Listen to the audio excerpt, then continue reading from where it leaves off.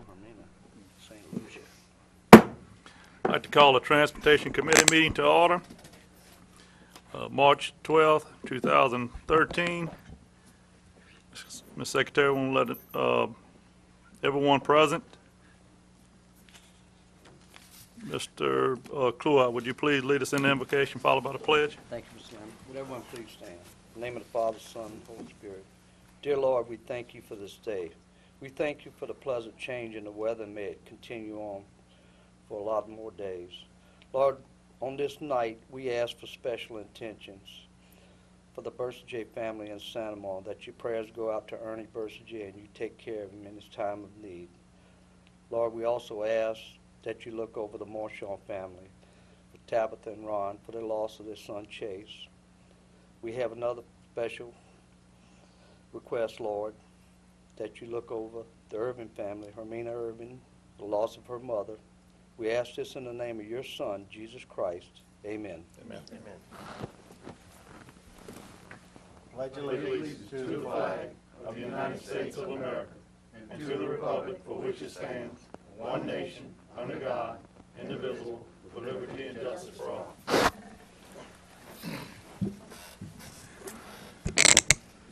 Anyone wishing to speak on any agenda item, please sign in with Ms. Liz. Move on to number 4, Road Department Monthly Report. Mr. Ronnie Fairchild. Thank you. Last month, our crews worked 159 work orders. We cleaned 6,100 foot of roadside ditches, and we also cleaned out 3,100 feet of culverts. And last Monday, our weed control department started their rotation cutting grass and spraying.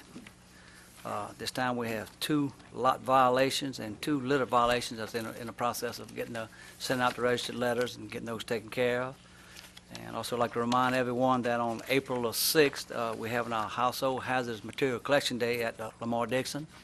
And also on the same day, our Recycling Road Show will be at Walmart in Prairieville. And anyone needs any information, I can get on the website. Any questions? Mr. Joseph. Yeah, Ronnie, I just want to just thank your department and the West Ascension Drainage Department for cleaning out Central Canal. The machinery that the East Bank brought on the West Bank, really appreciate it, and they did an outstanding job. Good. And I just wanted the employees to know that. Good. Thank you very much. I'll pass it on to the employees. Thank you. Right. Mr. Kluwer.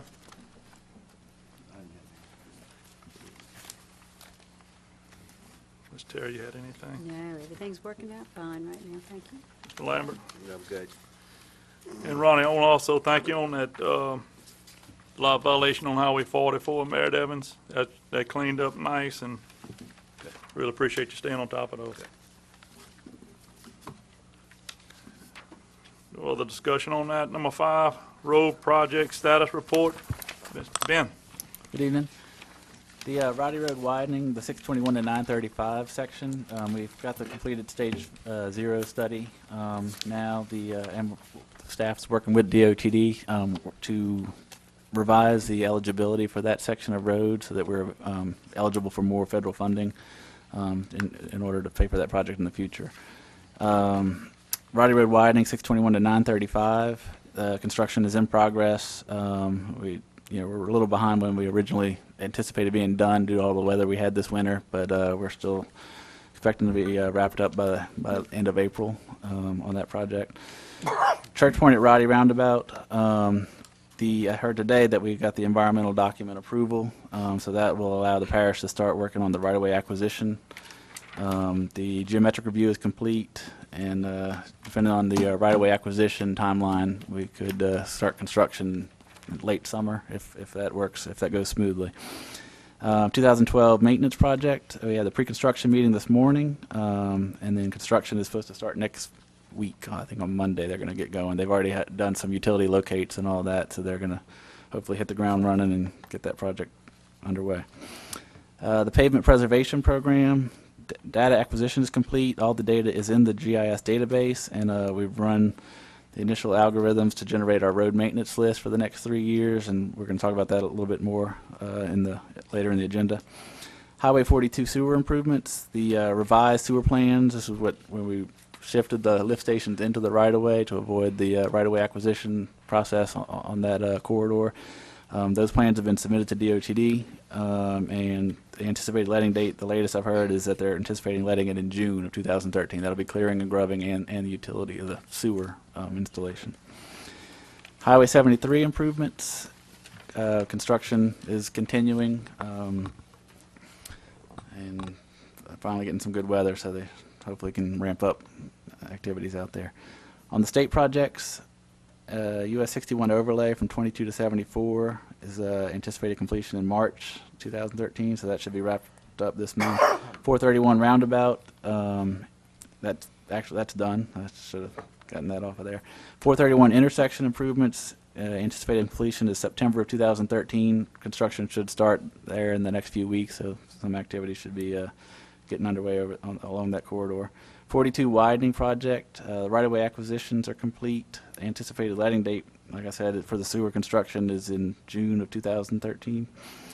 73 widening from I-10 to Airline Highway. 23% of the job is complete. 47% of the time elapsed for the contract. So they are running a little behind on where they thought they would be. Again, the weather has factored into all that, and DOTD has an anticipated completion of February in 2014. 431 Gold Place turn lanes. The DOTD has evaluated the qualification statement submitted for the design of that project, but they still have not selected a firm to do that. 22 overlay from 44 to 75 is anticipated to be complete in May of this year. 61 access management at 42 is supposed to be complete in April of this year. There's some delays going on because they're doing some design revisions at Swamp Road. 3089 roadway lighting. That project the construction should get underway in the next few weeks and shouldn't take too long. They're anticipating being complete in May.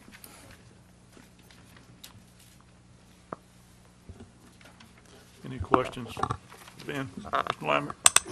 Yeah, Ben, on Roddy Road again, Cannon Road, the covered project on the closer to 44 side, when is that? Are y'all looking at that? Are y'all engineering that?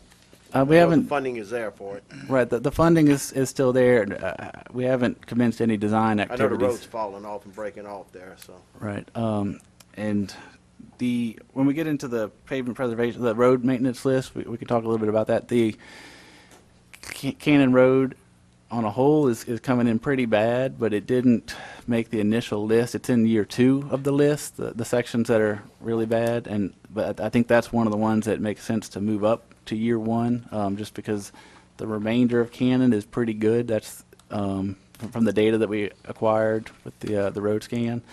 So when we get into agenda item 8, I'll talk a little bit more about how that works and how that list was generated. And I'm familiar with the list, but, this is an ongoing project for the last 5 years. It's not, it's been in existing, and the money's been allocated and just carried over year after year after year. I know we did one project, was great, did real well with us, solved a lot of safety issues, but we still got the money sitting there for the other side, and, I know you plan and everything else, but this has just been an ongoing project, for quite a few years now. right. And it's not no rocket science, it's just putting cupboards in the ditch, and a major safety issue. Right.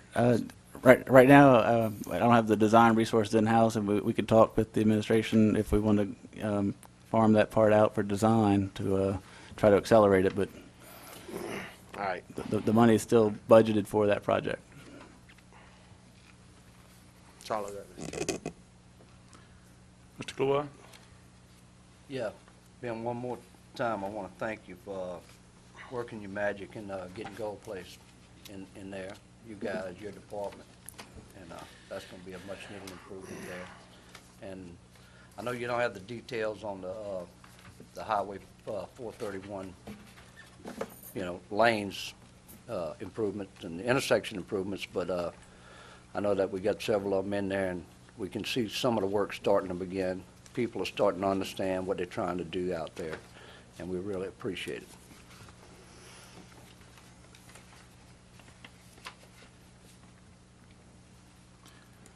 Okay. No further discussion. We'll move on to number 6. resolution with Louisiana DOTD for Port Benson. Is O'Neill here, or? Parish President? Of course, Mr. Lambert, you had asked me to discuss this with the state and see if it was possible that the parish would take over the boat launch at Fred's on the river. And we discussed it with the state and got with Mr. O'Neill Parrington and put together an agreement to bring before this body to see if they want to pass it on to the council. And basically what would happen is that the state would go in, fix the boat launch, fix where the drop-off is currently, improve the parking lot, and do whatever is necessary to maintain the, to put it in the best shape that they can put it in. And here on out, they would certainly be happy to give us some of the asphalt that they take off the roads to continue maintenance of the launch. So that's basically what it's about. Appreciate all the hard work on that too, President, and also with Representative Johnny Berthelot. A lot of legwork in this, and a lot of history in this boat launch. So thanks for all the hard work. We need a motion on that to go forward. Please. I'll make that motion. Moved by Second. Councilman Kluwer, second by Mr. Casso. Discussion, Mr. Joseph. Yeah, on the boat launch, is there a fee on that, or that, Public.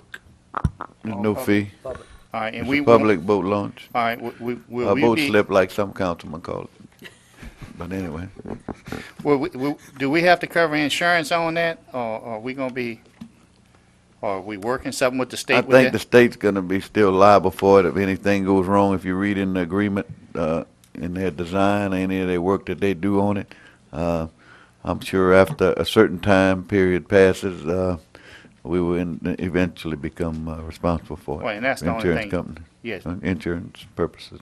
yeah, that's the only reason, that question there is that, I mean, they fix it up and then boat go up there, $40,000, $50,000 boat, then they come to us. I just wanna make sure we're covered on that. If you read the resolution, it says that we're not gonna be responsible for any design, engineering, or any of the work that they Correct. originally do on that boat launch. All right, Correct. Go ahead, Mr. Yeah, Kluwer. That's a good point, Mr. Joseph, and we also operate public boat launches in other parts of the parish. Slips, And boats. it pretty much an inherent responsibility at some point. Anybody can sue anybody for anything, but so that boat launch is pretty important to all our emergency resources on the north end of the parish, and it accesses a great deal of waterways in a short period of time. All right, we have a motion and a second. Any other discussion? Any opposition? None, motion passed. Number 7, West Bank Expressway presentation, Mr. Wilford. This is the first chapter in how the West was won. I thought I'd start with a little bit of humor. You have a resolution. I'm Wilfred Berry, and thank you for allowing me to speak. You have a resolution in front of you, but before you begin considering that, I would like to do a very short presentation on what this expressway is all about. We call it the West Bank Connector. It's pretty difficult to read. Glasses won't help me on that one. Okay. That is in the middle of the plan. Let me go back. That is the beginning. All right, the West Bank Connector is something that the state and the West Bank has wanted to do for a long time. With all of the industrial development resulting from the cheap natural gas, a commodity that we have that industry loves to consume in Louisiana, it's very attractive for them to be on the Mississippi River. Louisiana is now considered by some to be the new frontier for business opportunity. That quote was the title of an article from Forbes magazine earlier this year in January. The Louisiana must develop. It's critical. The time is now. We need a transportation corridor along the West Bank of interstate quality for intermodal transportation and to provide the accessibility to large industrial logistical projects. It's very difficult to see at this point, but the West Bank going from northwest to southeast starts like this. There is proposed a new route paralleling Highway 1, starting at I-10 about 3 or 4 miles west of Highway 415. We parallel Highway 1, we go around Plaquemine. After Plaquemine, we come back to the original route of Highway 1, the existing route, where we go along the existing route to the northwest side of Donaldsonville, and then we go around Donaldsonville on the southern boundary of that city, and we intersect with Highway 70 and 3127, Louisiana 3127.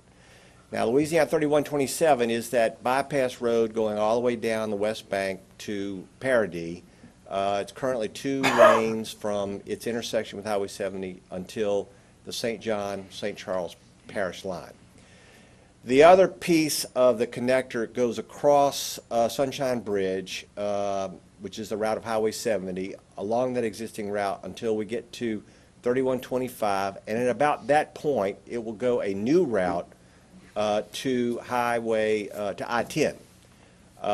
We will improve all of Highway 3125 to that St. Charles Parish line, and we will improve the approaches to the Gramercy Bridge on both sides of the river, so that we can get 4 lanes from 3127 all the way to I-10. The other major component of this that I didn't talk about was where the West Bank connector comes back to Highway 1 south of Plaquemine. There will be a route that will go across the river right there. That is in between Plaquemine and White Castle, and it will surplus those 2 ferries, which is a big plus for reprogramming of that money. The transportation benefits are many. It's a bypass, it relieves congestion going around South Baton Rouge. It's an additional river crossing in Libertyville Parish. It provides interstate quality transportation and connections along the river and across the river. And it provides a 4-lane route on the West Bank all the way down to Paradis, from actually Port Allen to Paradis. And it's an alternate evacuation route for hurricanes, which was so evident when the East Bank had problems with both Highway 61 and I-10 from Hurricane Isaac. One of the interesting things that we've added to the analysis for why we need this project is looking at the suitability of industrial sites to locate on the river. Dark blue is the most attractive, and light blue is marginal, and if it's not colored any color blue, it's not attractive at all for whatever reason, whether it be too far away from the river, or just constricted access for the transportation system. The left panel is before we make the improvements. As you can see, most of the dark blues on the East Bank, and then we make the improvements. In the right panel, there's a large availability without the project you would not have transportation access to for industrial development. And it goes all the way from the Port Allen area all the way down to St. Charles Parish. The net change is this exhibit here. The net change is that blue and marginal blue that you see mostly on the West Bank, because we're putting all the transportation improvements on the West Bank. We conservatively estimate that it'll be about 122,000 acres, but it'll probably be more than that. The increase in value of that land is probably $1 to $2 billion. So this is the economic component. To go directly to the economic benefits, it's $1 to $2 billion annually in construction projects that will probably be generated by this project, and 500 to 1,000 permanent jobs from plant operations that will be added each year. Additional 5,000 to 10,000 jobs. I'm sorry. That's right. Thank you. I wandered away from the additional 5,000 to 10,000 jobs over 20 years for supporting services that service the plants and work maintenance in the plants. And then there's a significant increase in stevedoring and shipping by being on the river or close proximity to the river. Our costs for this project come from a report that DOTD commissioned internally starting in 2006, I believe, looking at what they call the West Bank, I can't read it, West Bank Turnpike. And it was a project similar to this. So we studied that, and those costs were used to develop this estimate. We developed, this lists 5 different components. You have the new well, it's the same project. The total tab, though, is $1,656,000,000 for all of that. And I won't go through the nitty-gritty of reading all that off to you. We need a plan, and that's why I'm here with you tonight to consider this resolution. But we want to engage the stakeholders. We want to research previous studies, develop the concept further. It obviously needs a lot more refinement. We want to do some additional studies for traffic and environmental. There have to be a revenue analysis. There'll be some public, I can't read it. That's it. I'm educating you, you're educating me. And then there's the final concept development, and then we determine the infrastructure cost, and we develop the funding plan. There's two major pieces before we can actually get to construction, or design for that matter. There's an implementation plan, which is why I'm here to ask you to consider the resolution in front of you. We anticipate that in order to develop an implementation plan, a majority of which, not a majority, but a major portion of which is to build agreement on what we want to do. There are 6 parishes, and 4 parishes like you are considering this resolution in the next 4 weeks. But once we get through that process, and I think I'll have the other 2, but once we get through that and we get going with the state, there is just a lot of route considerations and a lot of details to consider in putting this together. We figure that cost is $2 million. We are asking the state to put up $1,650,000, with the other $350,000 coming from 6 parishes. The next phase would be the environmental impact statement, and we think that might cost in the neighborhood of $5 million. The beginning of the environmental impact statement could be done concurrently with the end of the implementation plan if the implementation looks feasible and if all the parties agree to move that forward. That is the extent of my presentation here. What I have in your packet for your consideration is a resolution I'm asking all 6 parishes to adopt. All parishes will essentially pass the same resolution with the same impact, except Iberville Parish will have a higher amount that we're asking them to consider to put into this because they have the bridge component, which no one else does. So the last page of your attachment is a detail, it's a table of all the various amounts that we're asking. We're asking for $150,000 to be awarded to the firm that will push it all the way to where the implementation plan starts. And then we're asking the 6 parishes to put up $350,000 to match the state's $1,650,000. That would ask for $500,000 from 6 parishes, of which Ascension then would put up $75,000, as would 4 other parishes, and then Iberville would put up $125,000. To go over the resolution in a little more detail, the meat of the resolution are these 2 paragraphs. It goes through the preamble, and then it says, whereas the proposed implementation plan funding allocation of $2 million will be divided as such: State of Louisiana $1,650,000, Iberville Parish $100,000, and the remaining $250,000 divided among the other 5 parishes at a cost of $50,000 each. The next paragraph says, whereas the estimated cost of $150,000 to facilitate the administrative efforts and outreach needed to secure the arrangements and agreement with the state or its agent to commence the plan will be divided among the 6 parishes at a cost of $25,000 each. That basically repeats the table at the very end. Now, let me give you a brief report on where we are with the capital area delegation and discussions with the state of Louisiana and Governor Bobby Jindal. The capital area delegation, I know for a fact, has this project in their priority list. Ms. Dawn Starnes is not letting any information out about where the ranking this is on this project relative to other projects that the capital area wants to push. But I do know that they want to push this project. We had a presentation to DOTD and the capital area delegation, and I think it was favorably received. There were several parish presidents or the representatives there, and there were several senators and representatives there. Since then, Ms. Starnes has made it clear, in her own words, she would like to have the parishes have skin in the game. We would like to ask that you pass this resolution. There would be no funding that would be, have to be expected to be forthcoming until several things happen.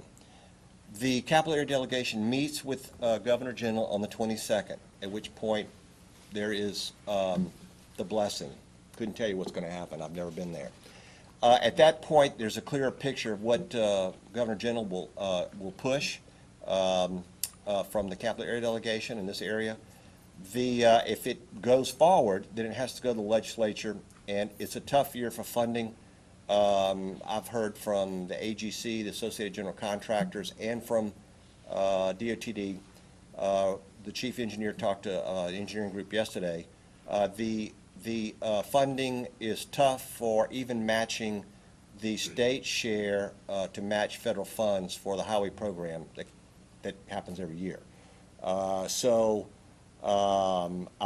hopeful. It'll be tough. Your vote tonight, though, I think is key to giving the right green lights to the capital area that you're willing to promote this. The other parishes, Iberville Parish, Mitch Urso is very much in favor of this. There's a meeting at the council, Iberville Parish, this Thursday night. There is 2 meetings on the 20th, one St. James and one West Baton Rouge Parish. I have a meeting tomorrow morning with Mr. V.J. St. Pierre, St. Charles Parish, I think with Ms. Robotham of St. John Parish, to get their input. The background on St. Charles is that if you notice, there are no improvements actually in St. Charles Parish. It stops at the parish line. We thought it was a benefit to St. Charles Parish.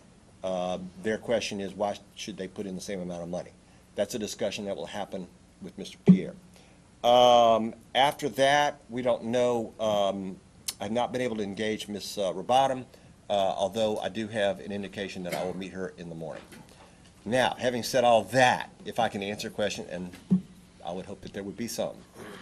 I'm sure you will. Mr. Kulwa? Yeah, thank you very much. Good presentation. You said it's going to be a hard sell for, tough year for funding in the legislature. And maybe I might have missed something. Do we have any way to infiltrate some federal highway into that's available? Earmarks are tough to get.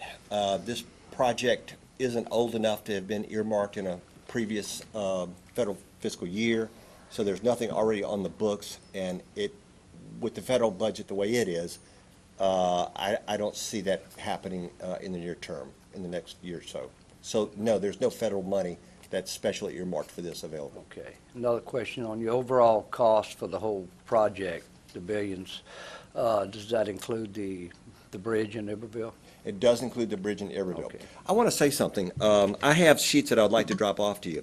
In broad terms, there are, and it's not apparent in that presentation, there are 4 broad projects, and I don't want anyone to think that any one project is going to be dependent on timeline or funding of the other.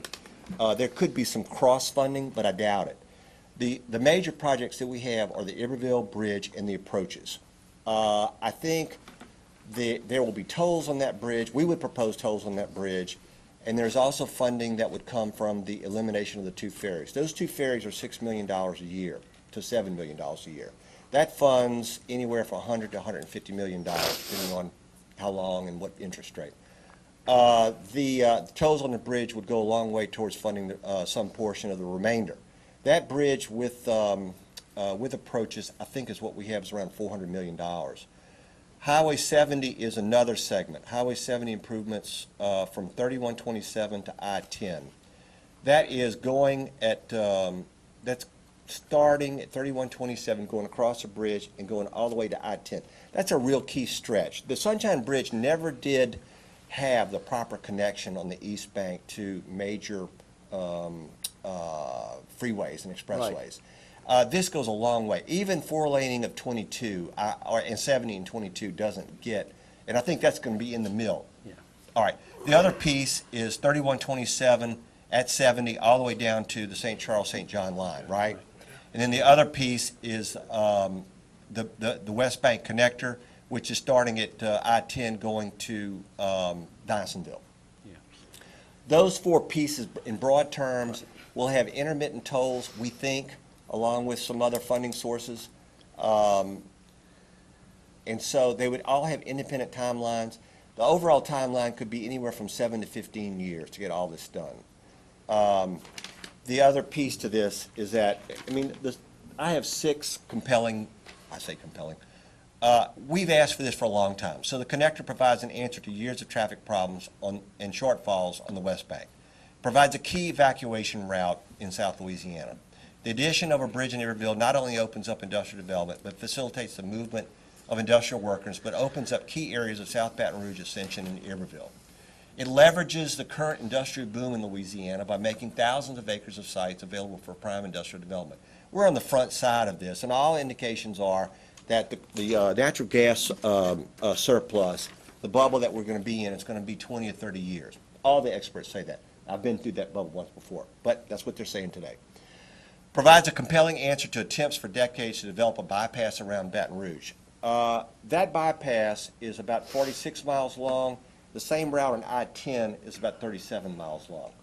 Not much different. That's a good alternative to going along I-10. And then lastly, the project is not solely reliant on state and federal funding. So, because we're going to do some tolling on it. And that is the broad points that I would make to you, to the public, and to your citizens for why you should consider doing this. Yeah, and one of the good points that you brought out is from 3125 on 70 to cut straight through the swamp there and connect with I-10. I'm sure that's been the idea of a lot of people, or the vision of a lot of people for a long time, that one thing would definitely help the West Bank get directly with I-10 somewhat. That's the segment that should have always been built, but never was. Yeah. And that's the route the DOT proposes in its turnpike study. Yeah, and while you're talking about it, you answered part of one of my other questions already, that the bridge in Iberville, it's based on a toll. That we also have 3 other bridges that are, you definitely can't toll the I-10 in Baton Rouge, but you have 3 other bridges involved in that: the Sunshine, the Veterans Bridge, and down in. We would propose to toll the Sunshine Bridge for this, and we would propose to toll the Gramercy Bridge. Obviously, those communities have a lot to say about all that, and we have yet to hear. We have yet to go talk with the councils from those other parishes. Okay, that's one of the things. Talk about revenue base. That's one of the things I was going to ask about. Thank you, sir. Mr. Joseph. With those tolls on those 3 bridges, I know you had said what it would do with the one in Iberville. Have they done a study on it to see what all 3 bridges with tolls on them, what type of funds it would generate? We don't know that yet, Mr. Joseph. I don't have any more. But one of the implementation plan talks about a financial analysis, and that will come out in that implementation plan. Okay. And I know you talked to, have you spoke to our state senator, Troy Brown? He representing just about everyone on that's his district is representing. He is supportive of a type of program. Troy Brown likes the project. He's currently very intent on pushing a bill to put tolls on the Sunshine Bridge, share half with DOTD, divide the other half for maintenance of the bridge. Divide the other half among 3 parishes equally. He's very intent on that. I've talked to him about this project, and he remains very intent on his bill. And I like the plan. I know that's the plan that's been on the works for many, many years. We definitely need it on the West Bank to generate some economic growth on that side. The city of Downsville traffic that comes off I-10 that goes to Port Allen, and what you come is just tearing up the city roads. It's not built for the heavy trucks that they're doing right now. They need I agree. Highway 1 has been a neglected road between Plackham and Donaldsonville. Very neglected. So, especially between White Castle and Donaldsonville. I like it. Ms. Cassidy. I'm good. Everybody's asked all the questions I would have Mr. asked. Lambert. Yeah, I guess I have a few questions. I'm hearing some big numbers, 1.6 billion. It's a lot of money. 15 years, we were looking at Highway 42 at state and federal money that took us 15 to 20 years to get 37 million. So I'm just thinking, is it doable? You know, I know we're going into it, you know, as a plan. I did speak with, we went to the DC this past week and spoke with all the legislators, and they all listened to it and probably all want it, but the funding is another, you know, situation that, you know, they don't see it happening anytime soon, you know, so. The Iberville Bridge, and let me answer in a piecemeal fashion. The Iberville Bridge is key to providing access to the area of the river on the west bank between Plaquemine and White Castle. Port Allen and White Castle, or Plaquemine. And the reason why, I mean, it's almost exactly spaced between the I-10 bridge and Sunshine Bridge. Mm-hmm. It really does make a difference for plants when it takes forever to get to where they want to go from one side or the other, or to a plant and to another, you know, from one plant or place to another plant or place. So it really does make an impact. But not only do they want the interstate quality roads or the 4-lane expressway quality, they also want the truck routes that connect that to the river where the industrial sites are, and we're going to do that part of it too. So that's one piece of it. For comparison purposes, the entire loop for Baton Rouge that's run into the mud was a $4 billion project. Mm-hmm. These are big projects. Now, the last thing I will say is that if we try something like this, I don't think 3127 will fail because the Iberville Bridge didn't happen. So I think there are pieces to this that will be more feasible than others, and some will wait their time, and some will happen quicker. So it's not one project that all comes out of the gate at the same time. It's a progressive project, it's a long-term project, and it could last anywhere from 7 to 15 years. I think with time and with the effort and with this initial plan, we will see that all of it is feasible, but it's in its own pace. We don't know what that is yet. So you see a cost benefit? I do, very definitely. But I guess the bridge, to me, would probably be the most benefit, and that would be probably the first thing they would look at, I would think, instead of 3127. The bridge can happen all by itself. Yeah. It can go on its own pace. And I think 3127 can go. 3127 is the lowest of the low-hanging fruit.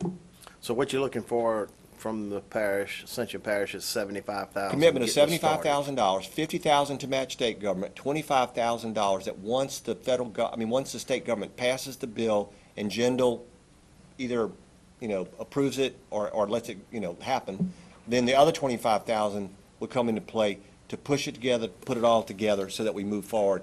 The state actually won't fund this project probably for 3 to 6 months into their fiscal year. So you're looking at September to December. And I just think that there's a lot of things we need to do to get it going, to prepare for that. And when you talked about the loop, we're all looking at another corridor that they just introduced a few weeks ago to us on this side of the parish. And the funding for it is, talking again with the legislators, it's not there. You know, it was $350 million for a corridor from Interstate 10 to Interstate 12 going through Livingston all the way to Ascension, you know, in Sorrento. Ridership is everything for building highways. The highway, the Highway 1 bridge over the intercoastal, I don't know, and then the ramp to that bridge, I don't know that you can ever fix. It's a problem, and in fact, that stretch of road to Addis is problematic. There's a lot of development there. It's possible we could do it, but that intercoastal waterway, you can't, it just makes it so complicated. So you got to go out west.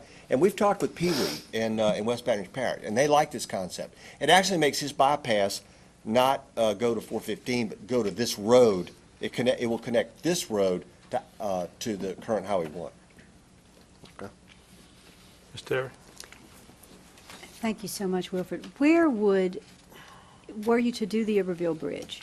And it seems that I recall in some discussion that we could tie that bridge into Baton Rouge. The West Bank landing of that bridge happens in St. Gabriel, right near Bayou Paul Road. It will tie into Highway 30 right there. It will be up to Baton Rouge to figure out if they want to take that road to like Segan. Segan would be a straight shot. There's some wetlands in there. Bayou Paul is, it is empties into Spanish Lake. I mean, there's some sensitive areas in there, but yet, if you were to connect to Baton Rouge, that's about where you're going to connect. And we don't include that into this plan, but it does connect to Highway 30. Okay, thank you. Mr. Joseph. Mr. Wolf, the bottom line is toll road is the future for building roads in the end. Nobody else has money. And I guess it goes to this route that was presented to Livingston Ascension Parkway. If the riders are there, you can do it. And you decide for yourself if the riders are there. That's not my project, though. But no, I'm talking about this project, Right. the expressway. Riders are everything. I just think the industrial here's the other thing. It's jobs. Let's face it. Companies want, I mean, you're not hearing all these good news for nothing. It's natural gas and it's being on the river. And I just think that West Bank has been long ignored, and it's why we call it the new frontier. And that the GIS analysis goes to proving that if you provide timely access, good solid transportation, you open up that area for development. Will all of that blue be developed? No, but a lot of it will. Okay. Thank you, Mr. Chairman. Mr. Lamb, yeah. Yeah, Parish President, I just want your recommendation or opinion on this project coming from administration, Well, I basically think it's a good project. It's something that we looked at years and years ago, and continually we asked Jody to do it in 2006. He did a study, as Wilford said, and it came back at $641 million to do the West Bank without the bridge. I don't mind as long as it's something that's feasible and something that's going to get funded. I'd like to see what the state, I mean, I'm not against this resolution. I mean, I'm for this resolution. But I want to make sure that all other parishes are involved and for the project. I want to make sure that they all put up their money. And, I want to see what the state's going to say when the bill is introduced and what the Capital Region Caucus comes up with. And there's still a lot of questions out there, but I still think it's a very viable project.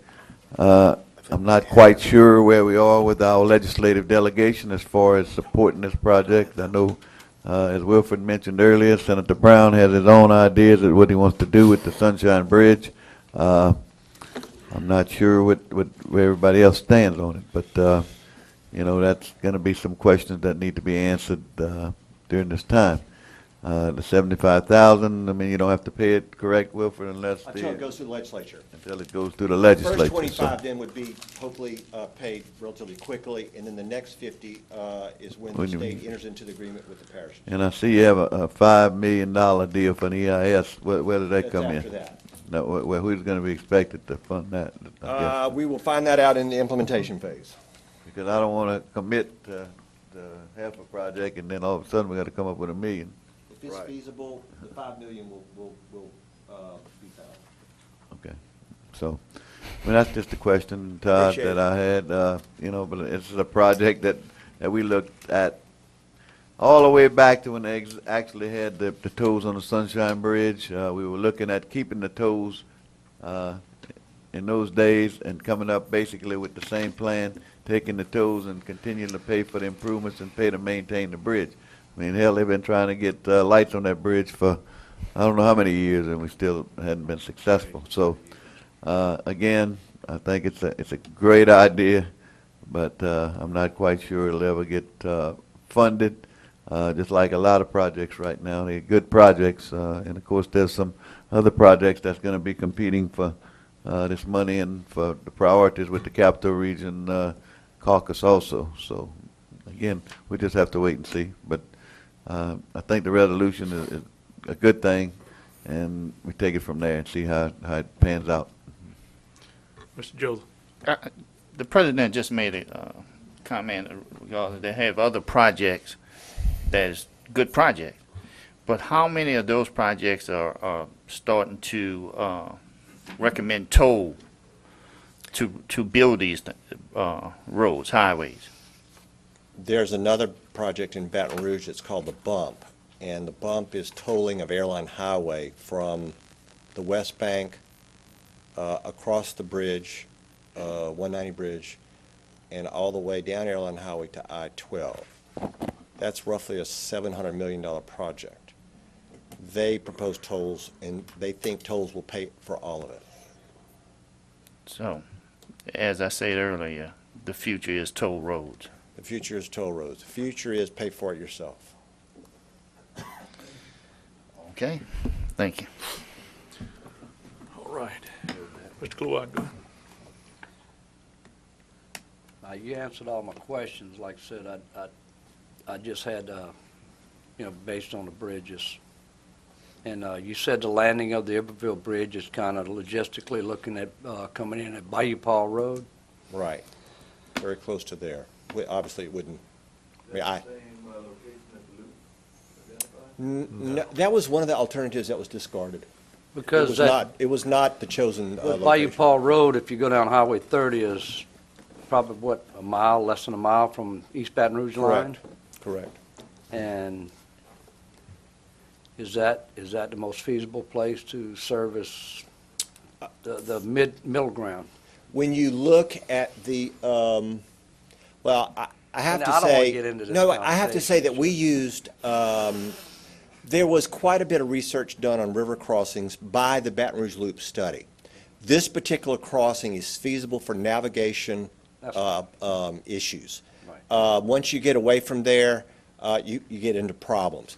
So we chose that part of the river because it can move, and it may move. But for today, we know that that's a decent location. Yeah, for the river stage, the navigation to the Right. channel Right. for construction. Ms. So, Derrick? I am totally ignorant of what navigation, how that affects. Please enlighten me. The shipping, barge traffic hates the 190 bridge. The river going south comes, it does an S. It comes down, takes a hard turn east, and then right before the bridge, it takes a hard turn south, and it gets struck all the time. So today, they probably would never put that bridge where it is. But that was the railroad was always there, the highway was there, and they worked together, and that's where it was. So when we look at bridge crossings that have navigable water, we talk to the Coast Guard, you talk to the River Pilot Association, you're talking to people that push freighters through, boats, and barge traffic. This particular location was vetted, and it was okay. Thank you. That helps me to understand what these gentlemen obviously already knew. We have a motion, I think. Motion by second. Councilman Joseph, Second. second by Councilman Cluett. Any further discussion? Any objection? None, motion passed. Thank you very much.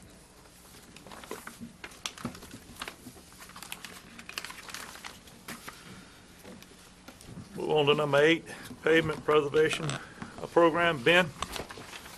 All right, this is an update. I was hoping we'd have the final kind of list to present to you guys tonight, but we're still kind of crunching the numbers and running the data through the software. But this kind of gives you an idea of what we will bring back to you next month for consideration. And what this does and what we're doing is modeling 3 years out. And so we're going to plug in our budget and our estimated budget for year 2 and year 3. And we have the road conditions and the types of failures that they are represent certain types of fixes that make sense. So the software runs different iterations and comes up with an answer. That answer is not the final answer because if you look at this list, there are some roads that we're only fixing a portion of it. And so what it looks at is segments, and each road segment is from any intersecting street to the next intersecting street. Well, the data might say, Cannon Road from Roddy east to the first intersecting road is bad, but then the next segment might be fine. And they tend to cluster, but they're not perfectly clustered. And so any road that we're not fixing the entire portion of it, we have to make a decision. Do we just do that piece? Do we push that to an out year? Or do we fix the whole road? And so what we're going to do next is take these numbers, and if 80% of a road is being fixed, we're going to fix the whole road because we're not going to leave 20% of a road, in a deteriorated state while the rest of the road is going to be good. If we're only targeting 40% or 30% of a road this year, we'll probably push that to an out year. And so that's going to change the economics, and so some of these roads will fall out, some other roads will fall in. And so, again, next month we'll have a more finalized, more completed analysis to present to you, and hopefully move that forward to council for adoption. Any questions? Cool. Ben, looking on your chart, across on your abbreviations, that's the final line, percent IP, is that? Percent in the plan, so Right. a given That's what corridor. you're talking about right Right. there. All right. So the ones that are 100% in year one, those are in this year's road list. They're And they're our already in recommendation will the, be they're that- in, they're in yeah. the road Right. budget, yeah. But the ones that are less than that, then we have to make a decision.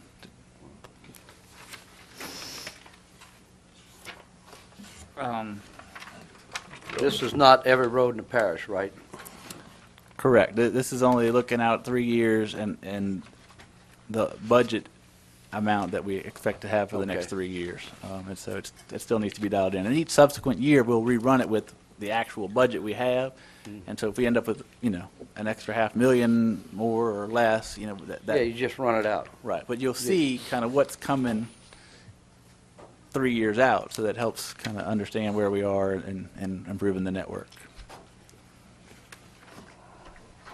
Mr. Lambert?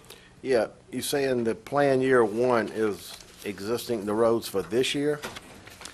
We already got that plan already out, right? Right, that's starting construction next Okay, week. This is for the next This is for the phase. 2013 road project.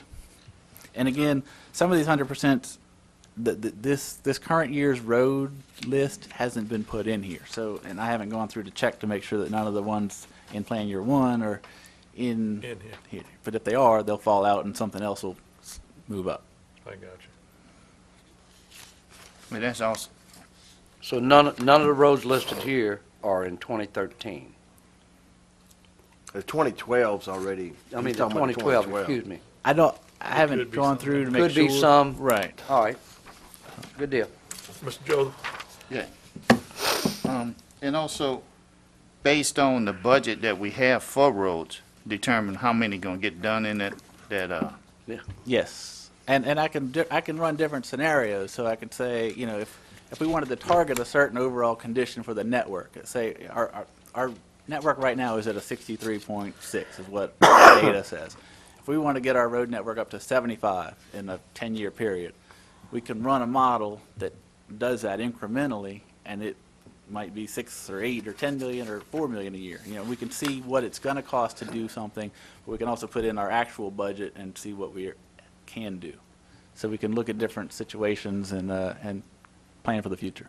and the next question, is the public, this would be public, say on the website, if they wanna know if they street, or where they fall at, it would be easy access for them to say, Absolutely. okay. So we plan on pushing a web map once we have the plan adopted out, and then anybody can go in there, click and see when their road is, if it's in that next 3-year window. But they'll also be able to see the data on their road. So, all the road data's in there. This road's a 52, my road's a 68, and it looks like everything up to 65 is in the next 3 years. So I'm probably in year 4. No, that'd be good, great. Any other questions on his update? Now we'll move on to number 9, STP 2000 project submittal list. Ray? Good evening.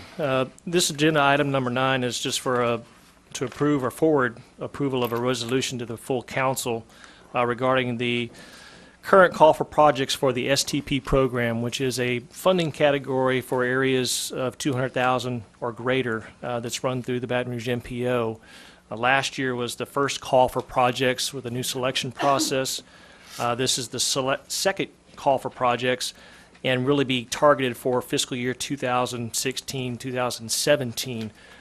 We were successful, or Ascension Parish was successful in submitting 15 to 18 applications for last year's call, and all of those projects got put into the program. And our first one will be LA 30. We'll hopefully be seeing underway here pretty soon. But I provided a little brief summary. what we're suggesting as projects to move forward. One of them would be the DTS scan, the road scan for $150,000 that Ben just discussed his road list with. Items like that, you want to look at every 5 years of redoing the data to see how you're performing. Then we're proposing two intersection feasibility studies, LA 73 at LA 429 or Corner View, and then LA 22 at LA 429 Weber City Road, just to look at what would be the best improvements at those intersections, and also to do a stage 0 feasibility, which is the first step in trying to get something funded through DOTD or through federal funds. But those are the projects we're proposing. Roughly would require $60,000 in local match for this program. A few things to point out on page 2 is just a synopsis of where we stand with last year. And one item that we, being the LA 30, is DOTD stepped forward and offered to pay for the match on the whole segment for LA 30, as long as the parish did the engineering. So we had a net of about $192,000 on that project. And then there's a few other programs or projects that were submitted that didn't get funded because of their eligibility. So what we submitted in 2012 has a combined with the savings on LA 30 of about $560,000 in local match requirements. But I'll be glad to answer any questions you have on this item.